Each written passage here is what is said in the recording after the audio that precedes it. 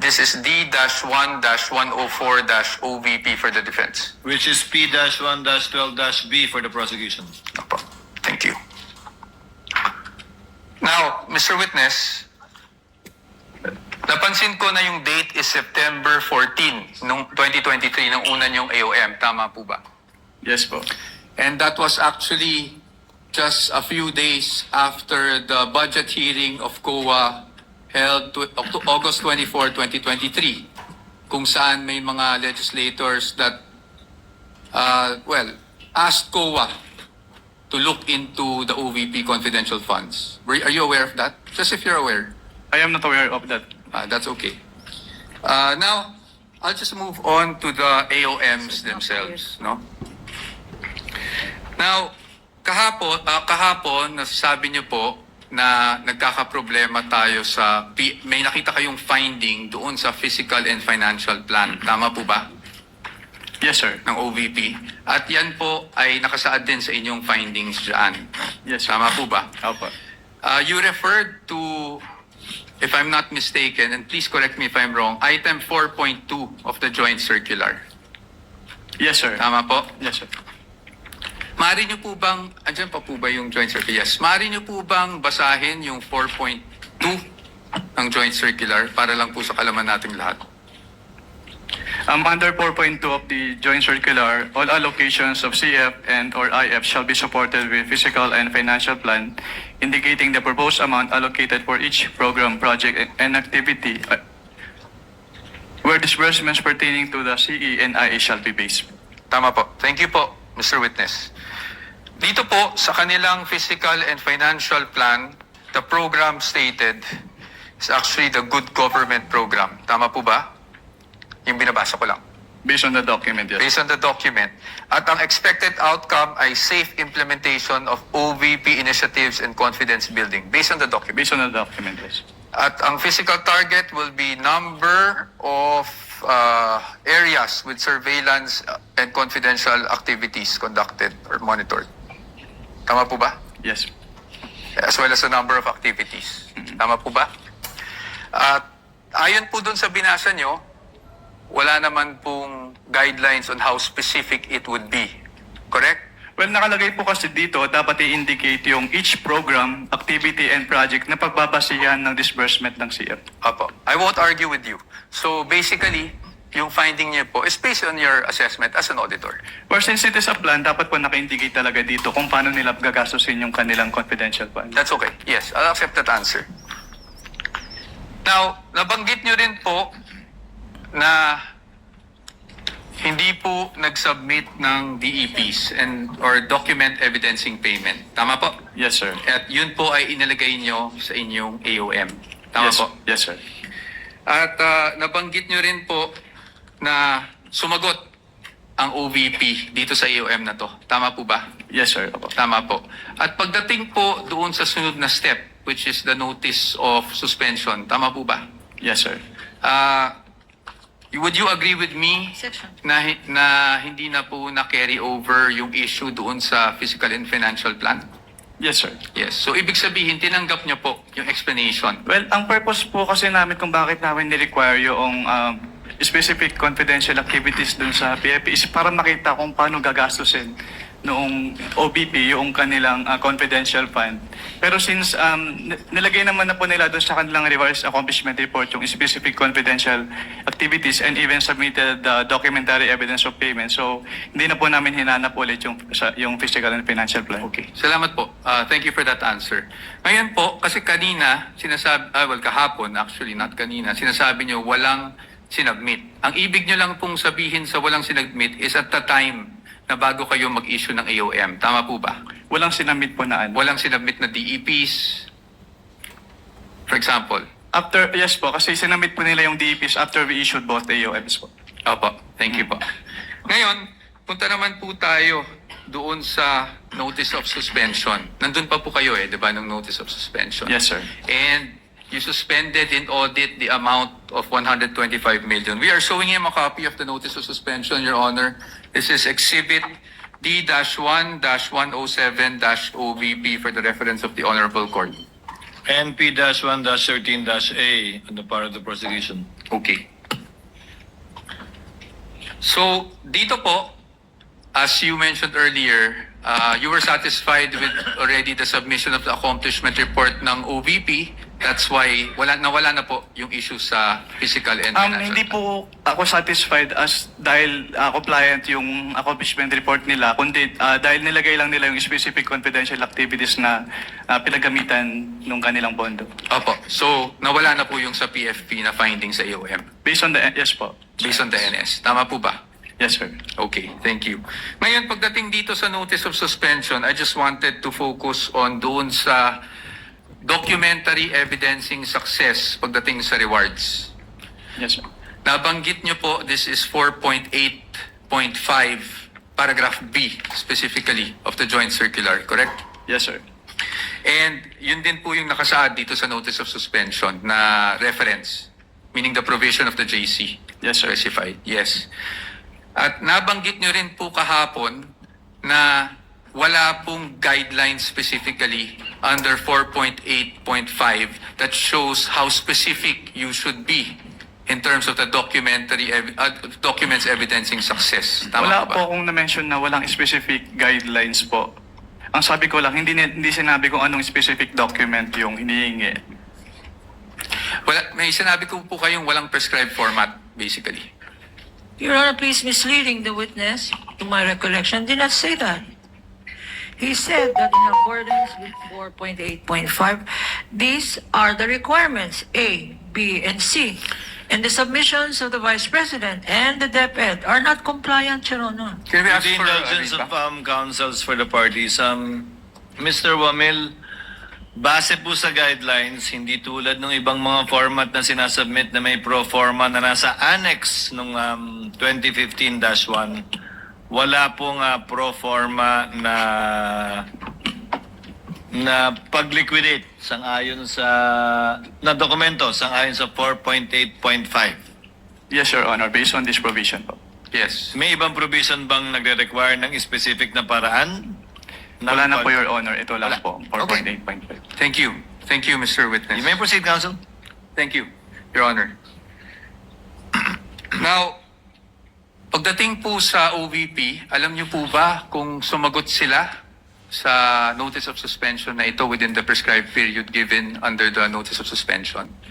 Sa notice, wala na po ako sa ICFO Wala nung na po submit kayo. sila ng response. Okay po. So I will no longer ask you about that. Probably for another witness na lang po. Punta na lang po tayo sa OVP confidential funds for 2023. You confirm, Mr. Witness, na ang OVP confidential funds for 2023 ay nakapag-issue rin kayo ng AOMs for the first, second, and third quarter. Tama po ba? For the first and second lang po, kasi yung third quarter, nag-drop po ako and hindi ko na po naabutan yung issuance nun dahil nag-transfer out na po ako sa Okay. ICFO. Okay. At hindi na rin po alam kung, just if you're aware, kung sumagot ang OVP doon sa mga AOMs ninyo. Hindi na rin po alam yan. Yes, sir. Okay. Sige. Diretso na lang po tayo sa DepEd para hindi na po tayo tumagal. Sa DepEd po, nakapag-issue rin po kayo ng AOMs. Tama? At least for the first and second quarter nandun pa po kayo. Yes, sir. Tama po. Apo. And kanina po, pinag-uusapan po natin yung mga disbursement vouchers ng DepEd. Kung saan natukoy nyo doon na hindi compliant dahil MOOE yung nakasulat sa disbursement vouchers. Tama po ba? Naalala nyo po yun? Sinagot ko lang po yung tanong ni Attorney Lorna kanina. At ang sagot nyo po, natatandaan nyo po ba yung sagot nyo? Ay MOOE siya at hindi confidential funds. Yes po. Now, Mr. Witness, I will show you a page of the General Appropriations Act. Can I have that copy?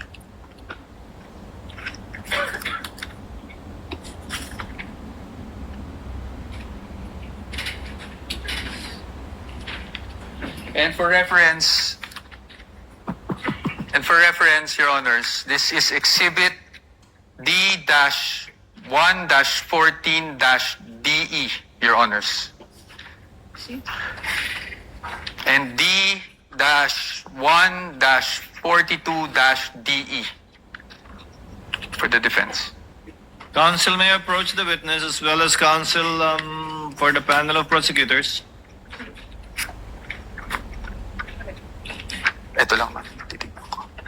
So, dito po, sa page 376, volume 118, number 52, General Appropriations Act FY 2023, klarong-klaro po na ang confidential intelligence and extraordinary expenses is under maintenance and other operating expenses, which is the MOOE.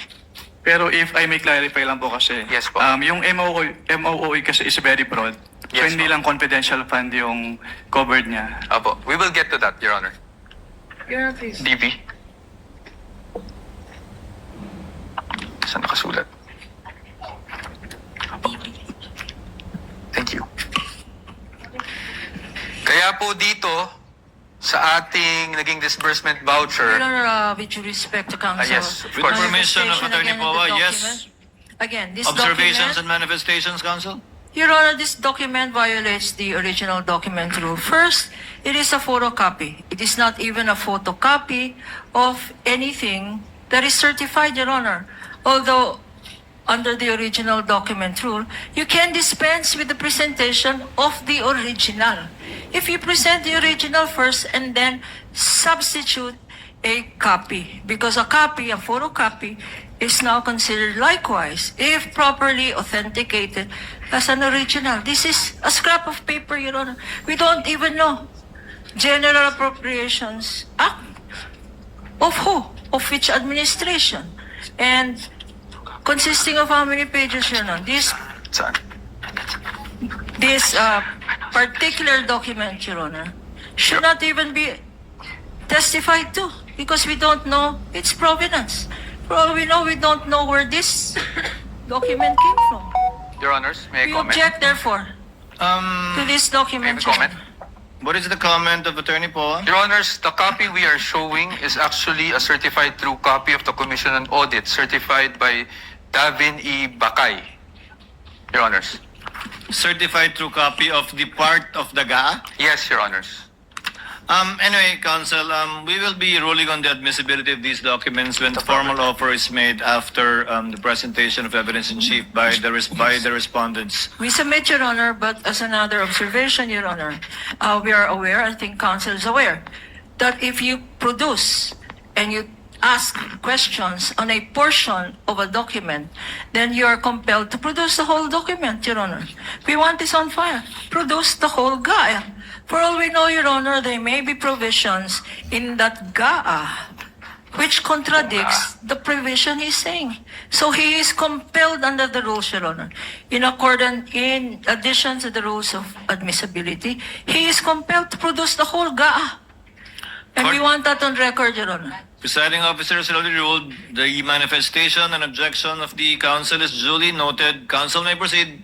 Thank you, Your Honor. And under the disbursement voucher, Exhibit D-1-58-DE, nakasulat po na MOOE, replenishment of cash advance under maintenance and other operating expenses authorized under page 376 of RA number 11936, which is precisely the page of the GAA. Pero marami po kasing nakalagay na expense items under MOOE in this page po. Okay, we will accept that answer, Mr. Witness. Now, Mr. Witness, pagdating po sa DepEd confidential funds, as you mentioned, you issued the first two AOMs. Yes, sir. Tama po. I mean, AOM for the first and second quarter. Rather. Yes, sir. Pero hindi nyo na po natanggap yung response. Hindi Kasi na- wala na kayo sa ICFAO. Yes, sir. But would you know, just curious, would you know kung ano yung present status nitong mga AOMs na to? Hindi po. I don't have personal knowledge about that. Okay. So you wouldn't know of whether may credit notice o wala? Yes, sir. Oh, but since you're an auditor, ano po ang ibig sabihin ng credit notice para sa isang auditor? Kapag sinabing credit notice, yung documents submitted ay already passed in audit na po. Opo, pass in audit, meaning allowed? Yes po. Allowed in But subject to the reopening of the audit later Opo. on po. Okay. Thank you, Mr. Witness. Ngayon, Mr. Witness, since hanggang doon lang naman, no, yung naging saklaw talaga ng inyong service, I don't want to prolong this any longer. Gusto ko lang makita, based on your findings, AOM, di ba? Tapos yung notice of suspension para sa OVP and the AOMs for DepEd, these are preliminary findings, correct?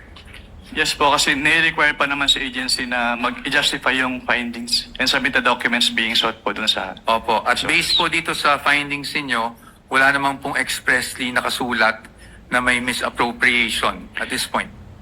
Actually, yung presumption of misuse kasi nasa item 8.3 na kapag hindi nag-liquidate or failure of liquidation of the accountable officers upon due demand shall be a prima facie evidence that such fund has been put to I am- personal benefit or misuse. Yes. But I am just asking for the response na meron po bang expressly nakasulat sa mga findings ninyo? Ask and answer, Your Honor. It is in That is a 8.3. presumption po. So hindi Opo. kailangan isabihin. May expressly po ba na nakasulat na may ni isang kusing na napunta sa bulsa ng Vice Presidente? Ask and answer, Your Honor. This...